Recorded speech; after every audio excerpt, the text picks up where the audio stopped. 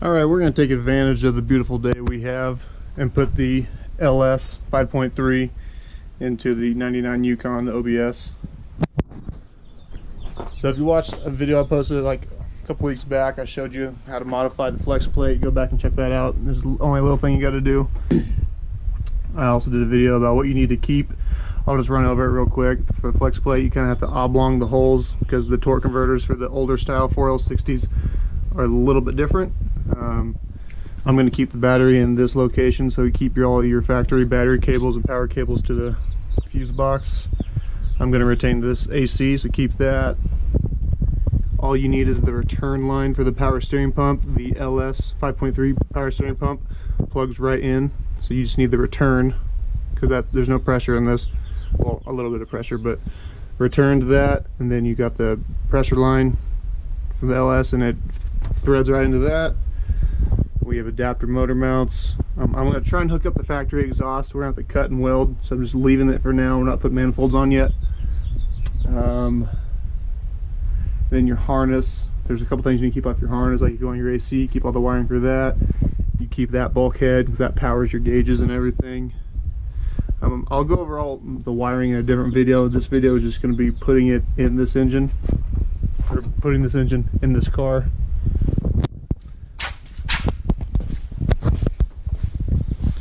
So here's the 5.3. Oblong the holes a little bit because the 5.3 4L60, the bolts are a little further out.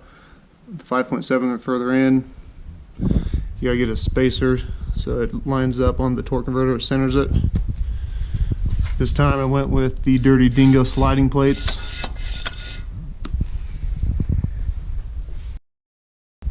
We'll go over it after we get it all in there. I'm gonna put it in real quick. I'm not really going to show you how to put it in. It's easy. It's just like put a normal engine in. But once we get it in, I'll show you things you need to hook up and whatnot. Okay, this is where we're at so far. I had all these stuffed in all the exhaust ports and everything, but I need to roll the engine over. I don't want to squish anything. But so I got 3 bolts, bolted to the transmission, from the engine transmission and whatnot. Before you go and tighten everything down, your motor mounts, you want to double check your flex plate. Like I said, you have to modify the holes so they lined up. So get those, bolted up before you actually tighten everything down, because you might have to pull the engine back out, which kind of sucks, but it's the way it is. So I'm going to check that real quick before we move forward. I did have to end up taking it back out to oblong the holes even more. What I found was we've oblonged it enough that we put the bolt in the flex plate. You got about, I don't know, 1/16 of an inch of daylight showing on the top. I guess further away from where you're oblonging it, if that makes any sense. But at any rate, it is in. I got to finish putting all the bell housing bolts in. I got 3 in there. Get those all snugged up and tighten down your 4 bolts on the motor mounts and tighten the motor mounts themselves. And then we can start putting the bracket and stuff in. I'm really hoping the exhaust will line up somewhat. We can just use some of the old pipe from the 5.3 and just mate it up to that and just run the factory exhaust and call it good. I really like that. So this is what I was saying. Use a factory return line down there. Slides right on. It's just got a clamp on it. Not a lot of pressure in that one. This is the one that has all the pressure. So I would put this on the pump before you actually put everything in here, and then no bending or anything, goes right where it should. It's like it was meant to be here. So this is the 5.3 power steering pump. You need the 5.3 pressure line and keep your factory return line. So I just need to fill it up. It's good. We're gonna lay the AC back over right here.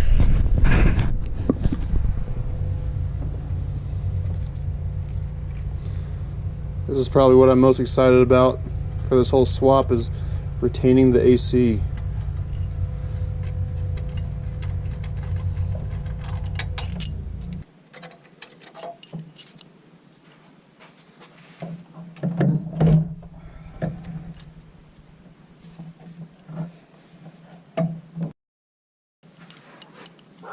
Comes with these spacers.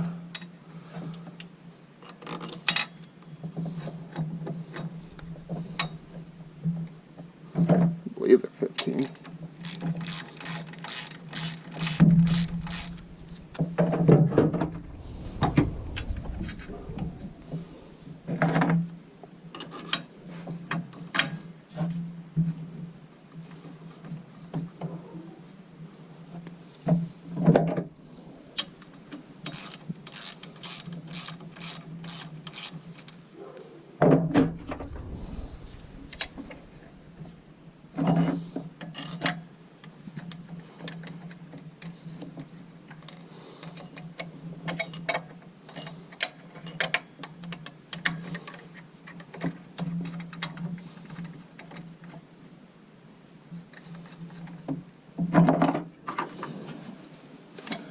I've heard mixed reviews on this kit. Some people say they use it, they love it. Some people complain that their belt pops off all the time. So hopefully I'm one of the people that say it works well.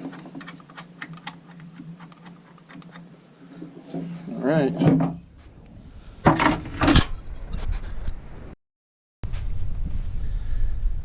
You know, the 5.3, the alternator is normally right here, but it's going to work out good because it comes with this to relocate over here. But like I said earlier, keep your factory power and ground cables. So the alternator cord cable will fit right there. All we have to do is, well, I'm making the harness anyway, put the plug for the alternator on this side instead of that side. Not a big deal. I am really excited about this. Alright, so just to recap, pretty much the point of this video was just like the hard part. Like, not hard part as in like it's hard to do, like hard as in like the physical part of getting a 5.3 into an OBS. So this time I used the, like I said, the Dirty Dingo slider mounts. I think they worked out pretty well. I don't like how they don't really ride on the metal part of the mount. They're just right on the rubber. The 98 I LS swapped. I sold it, it's gone now, but I used motor mount adapter plates, so you still use the clamshells, and then you just had a plate that adapted the bolt patterns. But with those ones, it wasn't quite far enough back. It was a 1-inch setback. I think it needed to be about a 2-inch setback, so I had to loosen the transmission mounts and, you know, tighten everything up. It slid together just fine, but these ones, the transmission did not have to move at all. The engine went back. These are nice if you're not, I don't know, I mean, they fit a lot of different applications. So I guess with the 4L80, engine has to come forward, but the 4L60 has to go back, something like that. But this is the factory 90, it's a 99 OBS, a crossover year, 4L60E. Some people are probably going to ask about the torque converter. Why don't you just use the LS torque converter? Well, you can't. The input shafts on the transmissions are different, so you either have to modify your flex plate or buy the LS swap plate. You can do that too. I just don't want to spend the money for it when I can just modify the one I have. Not a huge deal. If you look, so we got the alternator hooked up right there, and since you can't use the AC bracket, you just put the ground right there. Some wires down here. There's a power wire that goes to your starter, and with the harness I already pulled off, it has the purple wire. That's the solenoid wire, the signal wire that tells it to engage. There's another grounding strap that'll go to the back of the block somewhere. This will be a little bit different if you have like a pickup. This is the Yukon and like Tahoe, so they have a different setup with the hoses here. And this, the 98 I had didn't have any of that. I think it's because of the rear AC and all that. But most of it will be the same. And I, for whatever reason, put these on because I got bored one day. You don't have to do this. You can use the factory nipples that come on it, and actually the hoses fit. You just got to trim them back because now they're way too long. But yeah, you can trim them back, slide them on. But now I have to, because I put these on, I have to buy the AN to barb fitting, so these can go on. Which I guess would be nice if you ever have to take them off or on, but definitely not necessary. Didn't do it on the 98 I had. They just slid right on. Like I said, just trim them back. So we'll do that. I have to get the hose ends for it, but once we do that, that'll be good to go. But yeah, coming along nicely. So now I just got to get a 99 through 02 drive-by cable harness so I can, you know, thin it out and marry the two together. get it set up the way I like it, and then we can put it back together and get this thing running. Now, one thing I can tell you for sure, I am definitely not doing another swap out here in the dirt. I am sick and tired of rolling around on the ground trying to hook everything up. Next time we do it, it's definitely going to be in the garage. But anyway, it's in there. Don't need to worry about it now. Only time I'll have to get back under there is to hook the harness back up. That'll just be one time. Not a huge deal. But hopefully this answers a lot of questions about getting the 5.3 into the OBS. Very similar, if not the same, for all the other 96 through 98, 99. The 88 through 94s are a little bit different. Those I don't know a whole lot about, but any info that you guys want to look up, go to the 88 through 98 LS Swap Facebook group. There's a lot of good info there. If you're interested in like the pinouts for the computers and whatnot, lt1swap.com has all the pinouts for everything, and he actually has a write-up on the 98. So if you have a 98 or 99, it's very similar. 96, 97s are close, but the pinouts for the computers are a little different. But if you're interested, you can cross everything over, then it'll work. But so that, I think, is going to do it for now. It's in here sitting on, sitting on its own. We got some more stuff to do, but first we got to get a harness. That's kind of what's holding us up. I don't want to put the intake on yet until we get the harness made, because I want to, shorten all the wires as much as I can, make it all nice and neat.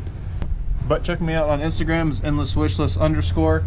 I've been posting a lot of Duramax stuff lately, but now I'm kind of trying to get into this LS thing now that it's or the LS swap on this guy. Now that the weather is nice, so follow me here, subscribe here. Check me out on Instagram. Take care. See you guys next time.